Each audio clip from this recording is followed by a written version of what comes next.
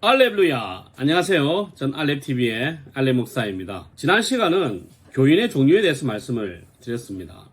교인의 종류에는 원입교인, 유아세례교인, 학습교인, 세례교인이 있습니다.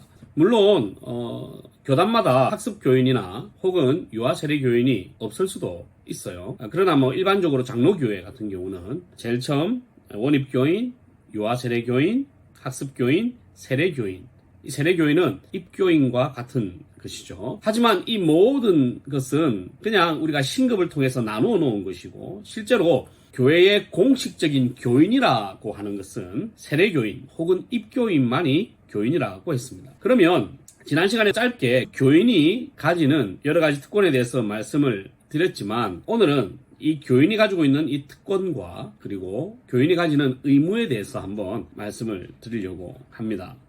자, 교인이 가지는 권리가 무엇일까요? 먼저 세례교인은 성찬을 참여할 수 있어요. 반대로 세례교인이 아니면 성찬에 참여할 수가 없는 거죠. 우리가 생각할 때 성찬이 뭐가 그리 중요하냐, 그냥 그 포도주 조금 하고 카스테라 조금 그거 그냥 우리 주면 안 되냐라고 생각할 수 있는데, 성경 말씀에 우리 예수님께서 제자들을 향해서 이것을 기념하라 할 때 그게 교회를 향해 하신 말씀입니다.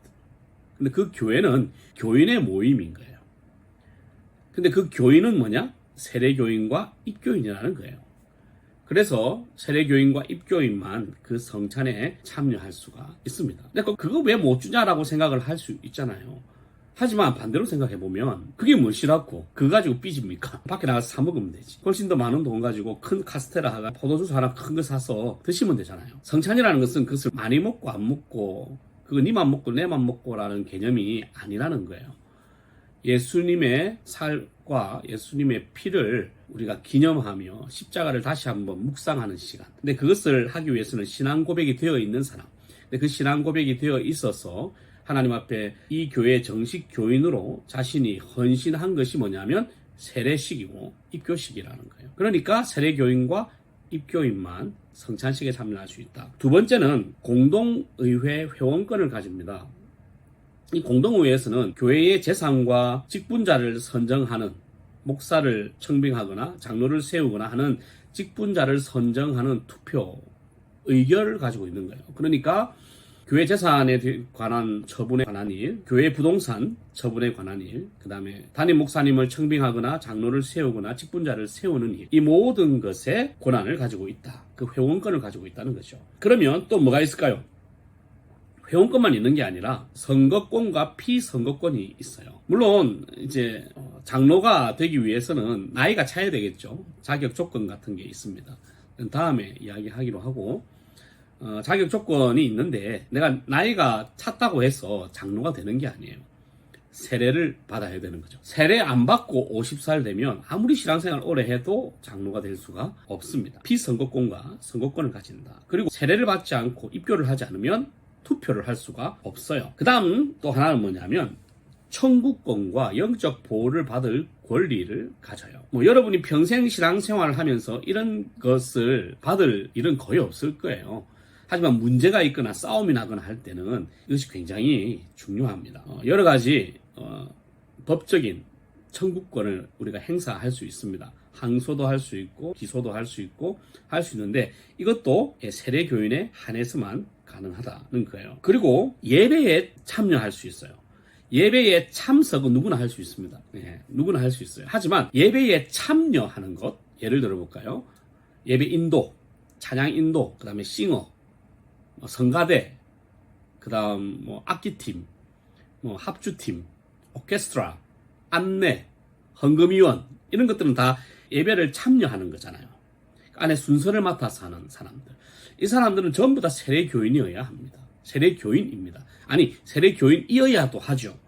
그런데 어떤 교회는 성가대에 세례교인을 안 세우는 교회가 있어요. 그러니까 학습이나 원입교인을, 유아세례교인을 성가대에 세우는 거죠. 공예배 성가대. 학생회 성가대가 아니고 공예배 성가대에 세우는 거예요. 그것은 지극히 잘못된 것입니다.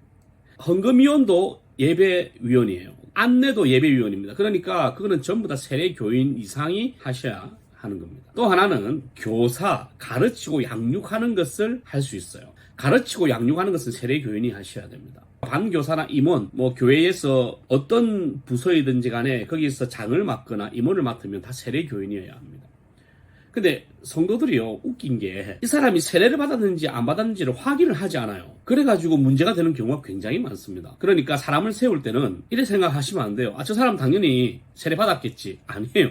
여러분, 저 사람은 당연히 세례 받았겠지라고 생각하는 사람 중에 한 10% 이상은 세례 안 받았다니까요. 여러분이 생각할 때 확실하다라고 생각하는 사람 중에 한 10% 이상은 세례받지 않았어요. 그러니까 꼭 세례받은 여부를 확인하시고 나서 교사를 할 수 있도록 해야 되는 거예요. 근데 교사를 돕거나 부서를 돕는 스텝 같은 경우는 굳이 그렇게 안 하셔도 되죠. 학습교인도 해도 되고 원입교인도 해도 되고 청년들이 해도 돼요. 하지만 반교사 혹시 임원 같은 경우는 무조건 세례교인이어야 합니다. 그러면 이 교인이 가지고 있는 의무라는 게 있어요. 세례받고 입교를 해서 교인이 되었어. 이거는 방금 제까지는 제가 특권을 말씀드렸고 이제는 의무를 말씀드릴게요. 이 의무라는 것은 반드시 해야 된다는 것이죠. 네, 해야 된다는 것입니다. 이거는 성경에 나와 있는 게 아니에요. 이거는 헌법에 나와 있는 것입니다. 첫 번째 의무는 뭐냐면 공예배를 참석해야 됩니다. 예배 참석에 관한 거예요. 반드시 참석하셔야 돼요. 그럼 공예배는 뭐냐? 주일 낮 예배죠. 우리 공예배, 주일 예배, 그다음 주일 오후나 저녁 예배. 주일에 있는 낮과 오후, 낮과 저녁에 있는 주일의 모든 예배는 공예배예요. 그 다음에 수요 기도회를 참여하셔야 됩니다. 이거는 세례교인의 의무입니다. 그런데 세례교인의 의무임에도 불구하고 수요 예배 참석 잘 안 하시죠. 여러분들은 그 의무를 다 하지 못한 것에 대해서 회개하셔야 되고 반성하셔야 되고 이 의무에 대해서는 하나님께서 판단하시고 계산을 하시고 계시겠죠. 그러니까 예배 참석하셔야 된다. 반드시. 그 다음 또 하나는 뭐냐면 예배의 의무가 있고 두 번째는 헌금의 의무가 있습니다. 헌금의 의무. 11조 가지고 싸움 많이 하는데 여러분 다음에 제가 11조를 왜 해야 되는지에 대해서 11조가 왜 생겨났는지에 대해서 제가 말씀을 드리겠습니다. 여러분이 알고 있는 신학적인 근거 갖다 대고 그런 거 하지 마세요. 11조는 반드시 해야 돼요. 11조를 해야 되는 이유는 제가 다음에 자세하게 말씀을 드리겠습니다. 자, 그러면 어떤 헌금을 해야 되는가?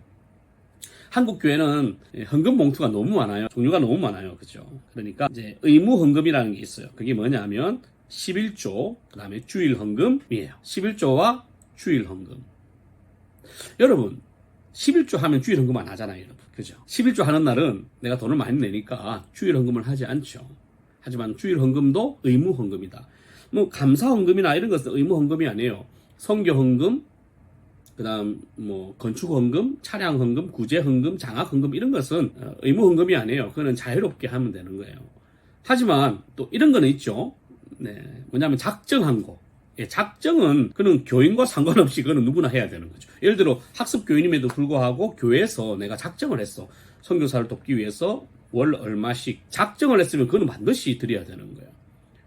반드시 드려야 됩니다. 하지만 그냥 순수하게 작정하지 아니하고 의무 헌금이라고 하는 것은 주일 헌금과 11조다. 그 다음에 또 한 가지 의무가 뭐냐면 전도의 의무입니다. 세례교인이 된다는 것은 뭐냐면 영혼 구원의 사명을 감당하겠다라는 것이에요. 그러니까 전도를 하셔야 됩니다. 전도하지 않는 사람은 세례교인이 될 자격이 없어요.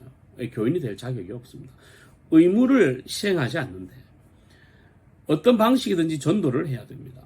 인도를 해야 되는 것이 아니에요. 전도를 해야 되는 거예요. 교회로 데려오는 것은 못 데려올 수 있어요. 하지만 삶을 통해서 예수님의 복음을 전하고 예수님을 전하는 것, 도를 전하는 행위는 하셔야 된다는 거죠. 또 의무가 있는 게 뭐냐면 봉사의 의무입니다. 세례교인이 되면 반드시 봉사를 하셔야 돼요. 만 14세 이상의 청소년이나 대학생들 같은 경우는 작은 교회 같은 경우는 봉사할 수도 있지만 장년이 될 때까지는 교육과 훈련을 받는 것이 저는 좋다라고 개인적으로 생각을 해요. 하지만 그렇다고 해서 그 아이들을 교회 봉사의 자리로 가게 만드는 것이 틀렸다? 아니에요. 세례받은 아이들은 기본적으로 세례교인은 교회 봉사를 해야 됩니다. 그런 면에서 보면 그런 차원에서 교회 고등부 이상에서 성가대를 만들거나 해서 거기에서 세례교인 아이들만 모아놓고 성가대 하는 것은 괜찮은 것 같다. 그런데 저는 학생회 성가대를 썩 좋아하지 않는 이유는 뭐냐면 학생회 성가대를 하는데 세례교인만 하지 않아요. 아이들 다 하는 거죠. 취미생활처럼 되어버리는 것 때문에 저는 싫어합니다. 하지만 세례교인으로 모여서 함께 그 봉사할 기회, 예배에 봉사할 수 있는 기회로서의 성가대를 한다는 것은 아주 좋은 것 같습니다. 자, 마지막으로 교회 치리에 복종할 의무를 가집니다. 그래서 세례를 받기 위해서는 선서를 합니다. 모든 공예배에서 모든 성도들 앞에서 손을 들고 선서를 하는데 그 선서에 보면 교회 치리에 복종할 것이냐고 묻죠. 그러면 그 복종하는 것에 대해서 예를 하든 아멘을 하든 해야 동의를 해야 세례를 줍니다. 교회 치리에 복종을 하지 않으면 그 사람은 하나님의 자녀가 아니죠. 교회가 벌을 주거나 교회가 어떤 치리를 할 경우에 거기에 순종하고 복종하고 거기에 따라서 회개하고 회복되는 과정을 가져야 되는 것이 바로 세례 교인이다는 것이다. 자, 권리에 대해서 이야기했고 교인의 의무에 대해서 이야기했습니다. 이것을 꼭 기억하십시오. 아마 이 채널을 보시는 분들은 대부분 다 교인이잖아요. 세례 교인일 텐데 세례 교인으로서 가질 수 있는 이 권리 마음껏 누리십시오. 보통 공동우회 하면 참석을 잘 안 하세요. 특히 학생들, 고등학생들은 세례 받고 나서 집에 가버리죠. 아닙니다. 그렇게 하면 안 돼요. 공동우회 다 오셔가지고 교회가 어떤 사소한 결정을 한다고 해도 그곳에서 참석해서 교회가 어떤 일을 하고 우리 교회가 어떻게 어떤 사역을 하고 무엇을 처분하고 무엇을 매입하고 이런 것들을 함께 알고 가야 진짜 교인이다는 것이고, 의무, 예배의 의무, 헌금의 의무, 전도의 의무, 봉사의 의무, 교회 치리의 의무를 잘 감당하셔서 참된 주의 몸된 교회를 만들어 가시는 교인 되시길 바랍니다. 할렐루야!